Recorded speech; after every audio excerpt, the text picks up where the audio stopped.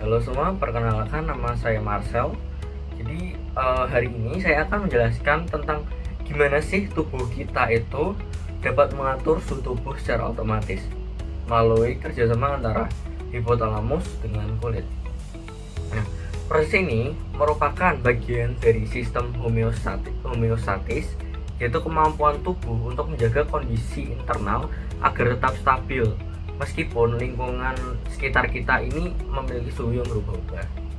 Pertama-tama, kenapa sih tubuh itu harus mengatur suhu tubuh? Oke, jadi suhu tubuh manusia itu normalnya berada di sekitar 36,5 derajat Celcius sampai dengan 37,5 derajat Celcius. Jika suhu tubuh itu terlalu tinggi atau terlalu rendah, sel-sel tubuh itu bisa terganggu. Enzim tidak bekerja secara optimal, bahkan bisa berbahaya bagi organ-organ vital. Oleh karena itu, tubuh punya mekanisme unik yang sangat canggih atau unik lah itu untuk menjaga suhu tubuh itu tetap stabil. Nah, lalu gimana sih peran hipotalamus itu sebagai termostat tubuh atau ya pusat pengatur suhu tubuh? Oke, jadi hipotalamus itu merupakan pengatur suhu tubuh. Ya pokoknya ya pusat pengatur suhu tubuhnya itu terletak di hipotalamus.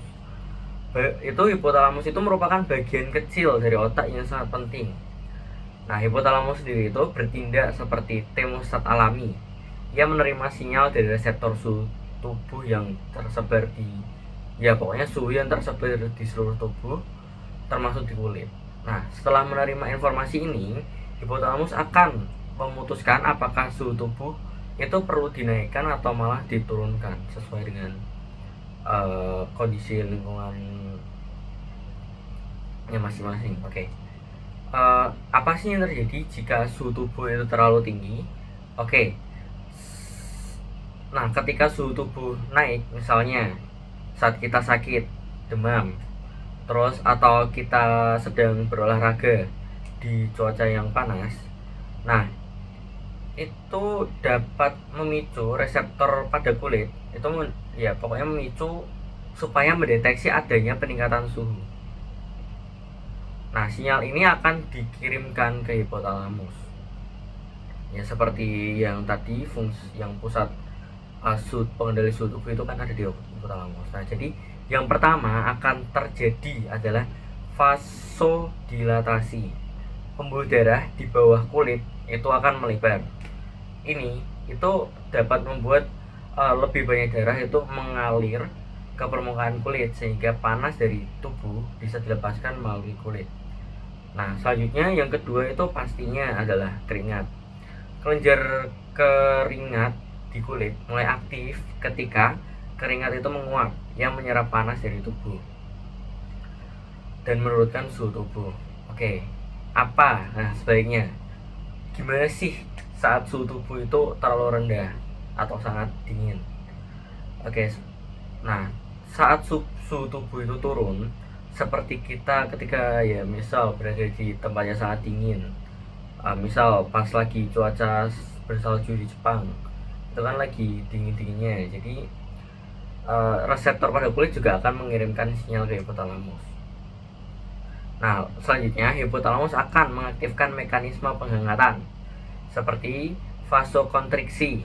Nah, hal itu menyebabkan pokoknya prosesnya itu seperti pembuluh darah di kulit akan menyempit agar aliran darah itu ke permukaan tubuh itu berkurang sehingga panas pada permukaan tubuh itu tetap terjaga.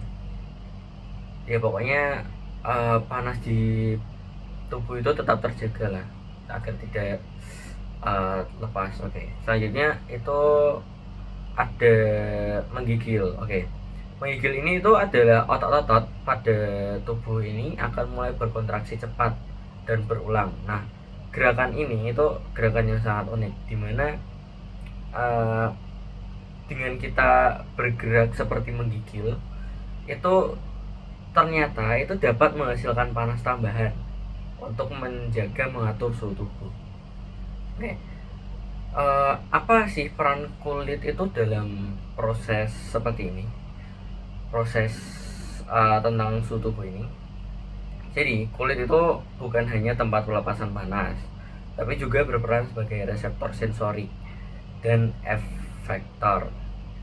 Ya, menerima rangsangan suhu tubuh, suhu dari lingkungan, dan melaporkannya ke otak, lalu menjalankan perintah dari hipotalamus, seperti berkeringat atau menahan panas.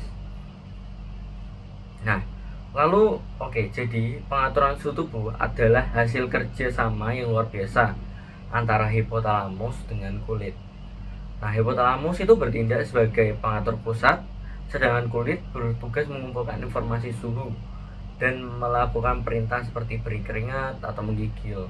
Tanpa kerjasama ini, tubuh kita ya tidak akan tubuh kita akan sangat kesulitan bertahan di lingkungan yang suhunya itu berubah-ubah. Misal tiba-tiba eh, hari ini siang ini panas banget, terus tiba-tiba sorenya dingin banget. Nah, itu kalau nggak ada kerjasama antara hipotalamus sama kulit itu, tubuh itu akan mengalami kesulitan bertahan di lingkungan yang kayak gitu. Oke, jadi sekian dari saya, terima kasih.